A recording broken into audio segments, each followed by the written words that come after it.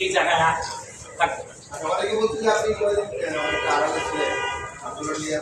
আচ্ছা, অনেকে বলছেন যে আমি অনেক আড়ালে ছিলাম বা এরকম বলতে পারে। আচ্ছা, আপনি কি জানেন বেশিরভাগ মানুষই কোটা আন্দোলন যারা মৌনভাবে সমর্থন দিচ্ছেন বা বিরোধিতা করতেছেন, অনেকেই জানেনই না যে আন্দোলনটা কিসের। অনেকে জানেনই না যে কোটাটা আসলে অ্যাপ্লাই হয় কখন। একটা মানুষ প্রিলি রিটেন এগুলো পাস করার পরে তো কোটা অ্যাপ্লাই হয়।